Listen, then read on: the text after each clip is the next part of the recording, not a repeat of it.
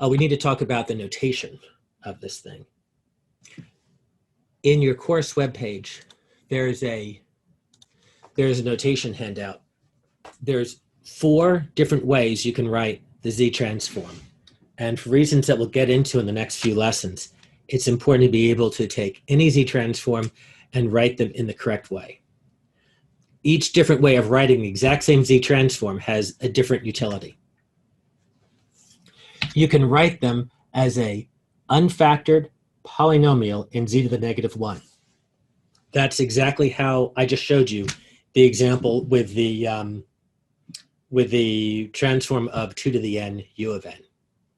And when you do that, you'll have in general powers of z in the numerator, powers of descending z in the numerator, powers of descending z in the denominator. For our particular example I just gave, we had 1 over 1 plus 2 z to the negative 1, and that was it. But if it was a more complicated problem, it might have lots of z's down here. When you do that, have the powers of z going down in the denominator, divide through, so this first number in the denominator is 1.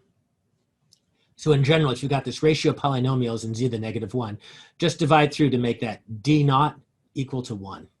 Leftmost denominator coefficient is 1. That's to get it into standard form, and it's important to be able to get into standard form for reasons we'll discuss in the future. None of this, sir, none of these notations we haven't seen before, like in common math, have we? These are all pretty simple. You just got to know the 4 different ones. That's right. You've never been exposed to these different ways of writing a transfer function, but there's no special higher order math that's involved. It's just as simple as it looks like. Sometimes you'll see it not written in terms of z to the negative 1, but you'll see it written in terms of positive z. And that's when you're dealing with anti-causal systems that we're not going to talk about at the undergraduate level. You can convert this into a polynomial in positive z just by multiplying it through by z squared, right? And then that gets rid of all these negative z's. When you do that, make sure that your greatest power of z in the denominator is 1. Hey, sir. Yeah. Can you zoom in a little bit, please? Oh, sure. Thank you. Yeah, thank you. I forget that what you see is not necessarily what I see. And then the other 2 forms are factored.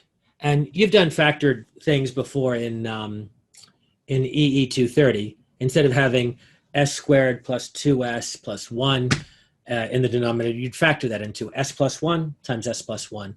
Same type of idea in polynomials in z using factored. So it's just transforming this denominator into this factored thing. This just lets you easily see the poles. If it's in factored form, I can just read out the pole that z equals -2 and z equals -1.